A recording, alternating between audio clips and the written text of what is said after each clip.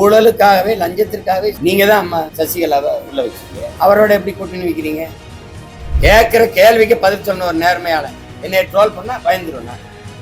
குட்காவோட சட்டசபைக்குள்ள போனார்ல ஐயா ஸ்டாலின், குட்காவை ஒழிக்கணும். ஒரு குவார்டர் போத்தலோட போக வேண்டியது ஏன் போல? உங்க புதவுளி எப்படி இருக்கு? என் பிள்ளைகள் உட்கார்ந்து படிக்கிற பள்ளிக்கூடம் எப்படி இருக்கு? செல்வ பெருந்தகன் எதுக்கு காங்கிரஸ்? அண்ணன் ஐயா மேல அன்புல நான் தான் பார்க்க போறேன், எல்லாரும் பார்ப்பாங்க. மகாராஷ்டிரால சிவசேனையை உடைச்சு 42 வேட்பாளர்களை தூக்கு, சட்டமன்ற உறுப்பினர்களை தூக்கு, ஒரு ஆளுக்கு 30 கோடி விடு. இது லஞ்சம் இல்லையா? இப்ப லஞ்சத்திற்கு ஊழலுக்கு எதிரானதுன்னா ஊழலுக்காகவே லஞ்சத்திற்காகவே சிறைக்கு போன கட்சி நீங்க தான் நடவடிக்கை எடுத்து உள்ள வச்சீங்க. அம்மையார் ஜெயலலிதாவை நீங்க தான் அம்மா சசிகலாவை உள்ள வச்சீங்க. அவரோட எப்படி கூட்டணி வைக்கிறீங்க? ஐயா தினகரன் ரெட்டலை சின்னத்துக்காக காசு கொடுத்தாருன்னு சொல்லி உள்ள வச்சது யாரு? யாராவது சொல்லுங்க, நீங்க சொல்லுங்க சொல்லுங்க. அவரோட எது கூட்டணி வச்சீங்க மறுபடியும்? அப்ப ஊழல் லஞ்சத்தை பத்தி பேச உனக்கு என்ன தகுதி இருக்கு, நேர்மை இருக்கு, என்ன இருக்குப்போ? சும்மா சாதி வாரி கணக்கெடுப்பு எடுக்கணும், சமூக நீதியை நிலைநாட்டணும் எல்லாரும் பேசுறோம். எவன் சாதி வாரி கணக்கெடுப்பு எடுத்து குடிகளின் எண்ணிக்கைக்கு ஏற்ப உரிய பங்கீட்டை பிரிச்சு கொடுக்குறானோ அந்த கட்சி ஆட்சி, அந்த கட்சியோட தான் எங்களுக்கு கூட்டணின்னு ஏதாவது ஒரு தலைமை சொல்லி பிடிவாதம் அன்னைக்குதா? ஒண்ணும் இல்லை. நம்மகிட்டே சொல்றது, நீங்க சொல்றது சரிதான், கட்சியை காப்பாற்றணும்லன்றாங்க. கட்சியை காப்பாற்றுவதை லட்சியமாகி போனா எந்த லட்சியத்தை காப்பாற்ற கட்சி ஆரம்பிச்சோம்? ஐயா நீங்க சொல்லுங்க, பெரியவங்க ஏதாவது சொல்லுங்க, நீங்க சொல்லுங்க. முருங்கை மரமா என்னைய பாக்குறீங்க?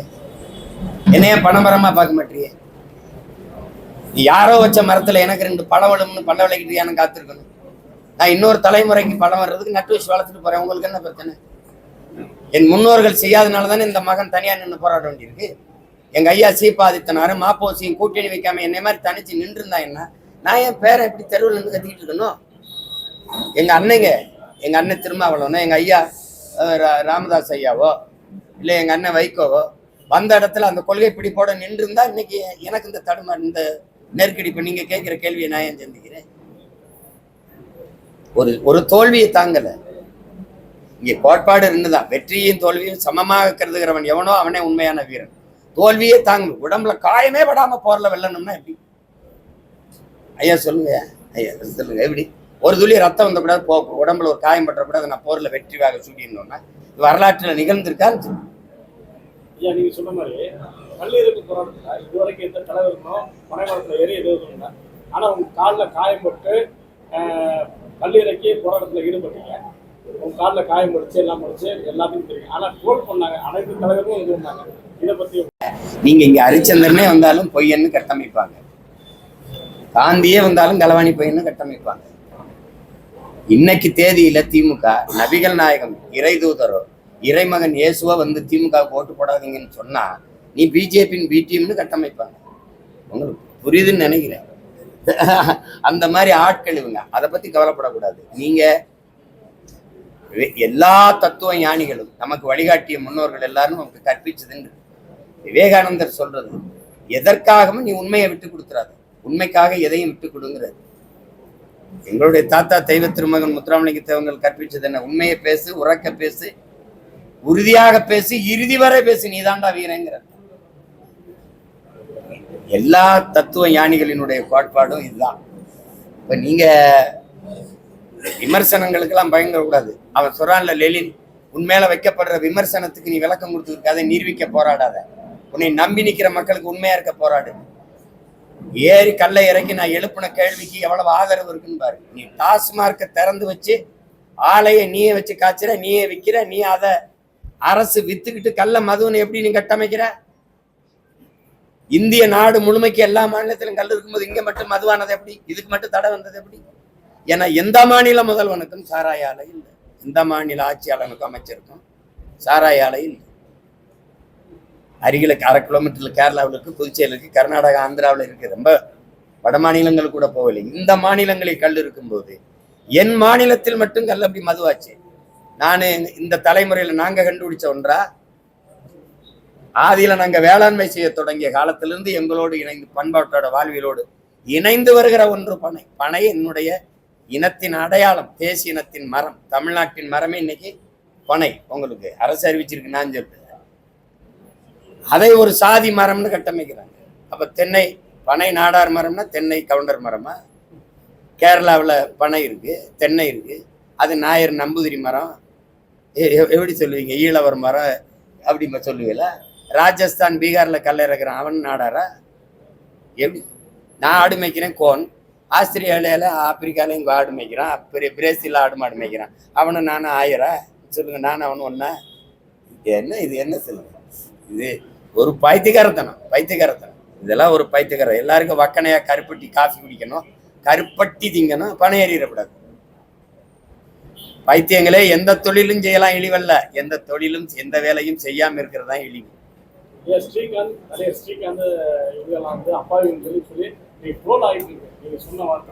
அப்பாவி அப்பாவின்னு சொல்லாம எப்படி சொல்லுங்க? ஒரு பயன்படுத்தினவனை நீங்க குற்றவாளிங்கிறீங்களே, வித்தவங்க கேட்கிற கேள்விக்கு பதில் சொன்ன ஒரு நேர்மையால என்னை ட்ரோல் பண்ணா பயந்துருவா? உனக்கு நான் கேட்கிற கேள்விக்கு எடுத்து வைக்கிற வாதத்துக்கு பதில் இல்லை. இதுக்கும் யாரு அறிஞர் சாக்ரட்டிஸ் சொல்றான், என்ன சொல்றான்? வாதத்தில் தோற்பவன், தர்க்கத்தில் தோற்பவன் அவதூற கையில் எடுப்பான்டான். என் கேள்விக்கு நீ பதில் சொல்ல உனக்கு வக்கு இல்ல, அறிவில்லை, உடனே அவதூறுக்கு போயிடுவேன். அவன் பயன்படுத்தியிருக்கான். நாட்டுல 2 பேர் தான் பயன்படுத்தினானா நீ பெரிய உளவு படை வச்சு கண்டுபிடிக்கிற வெங்காயம்? நீ விற்கிறதே ஆளுக தான். எல்லாருக்கும் தெரியும். 2 பேர் சிக்கிறதுனால, புகழ்பெற்ற நடிகர்னால வெளியில செய்தி வருது. 2 பேரும் சிக்கல் என்ன மறுபடியும் வித்துட்டு தானே இருந்திருப்ப? வித்தவங்க வித்தவங்க பதிலுங்க. அப்புறம் இந்த 2 பேரை உள்ள போட்டீங்க, இதோட அந்த கொக்கைன், கஞ்சா, அபின், குட்கா இதெல்லாம் நின்றுமா? குட்காவோட சட்டசபைக்குள்ள போனார்ல ஐயா ஸ்டாலின், குட்காவை ஒழிக்கணும். ஒரு குவார்டர் போத்தலோட போக வேண்டியதானே, ஏன் போல?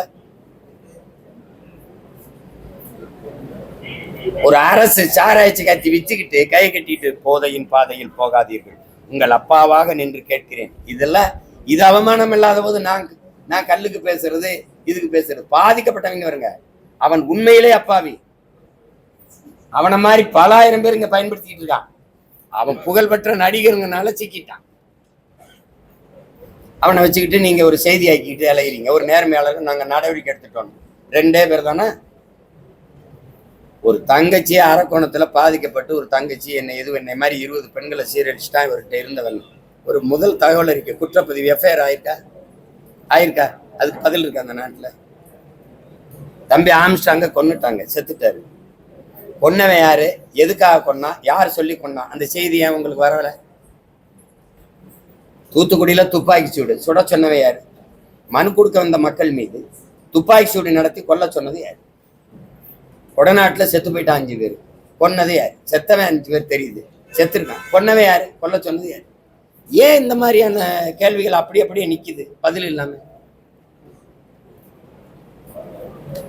அது 9 இறங்கும் போது 10. இப்ப 5 வருஷத்துல தமிழ்நாடு அரசு வந்து மக்களுக்கு செய்த என்னென்ன திட்டங்கள் நல்ல அதை நான் தான் கேட்டேன், நீங்க என்கிட்ட திருப்பி கேட்டுக்கிட்டீங்க.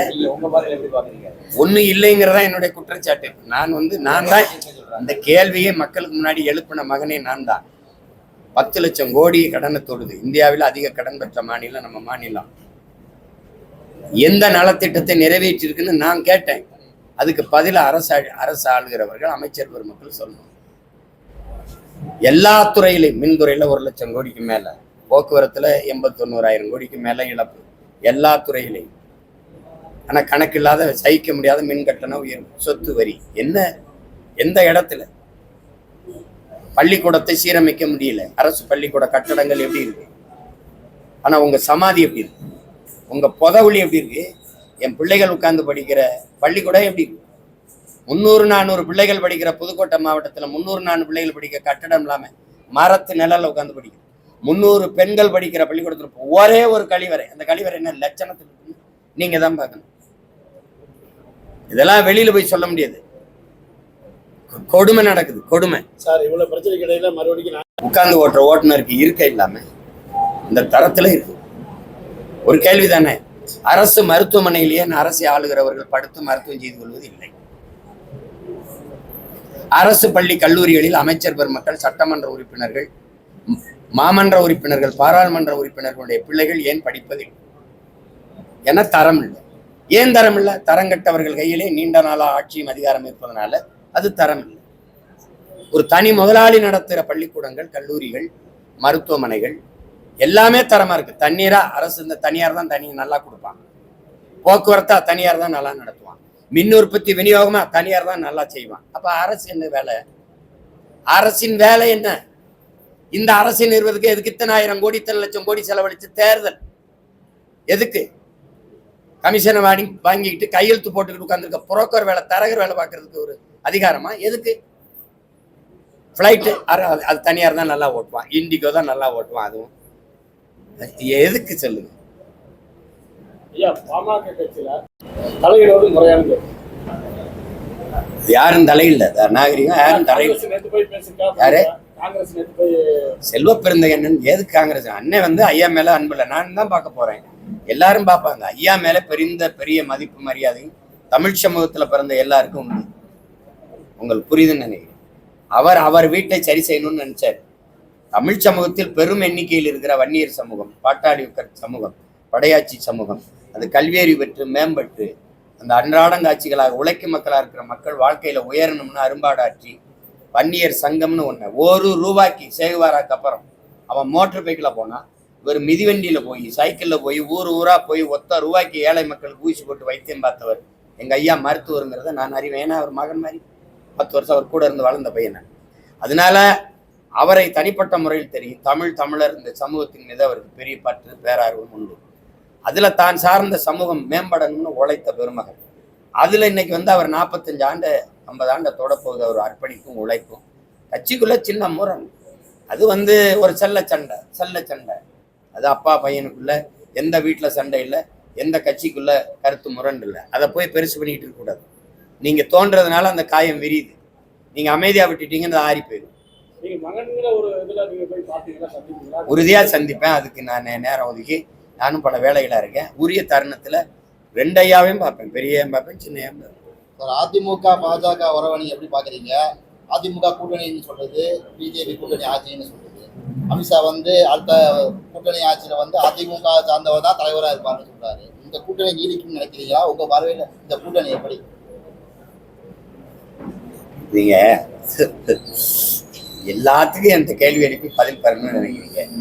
இந்த அதிமுக பிஜேபி கூட்டணியை பத்தி சிந்திக்கிறதுக்கு, இந்த இதுகளை பத்தி சிந்திக்கிறதுக்குன்னு எனக்கு நேரம் இருக்கான்னு பாருங்க.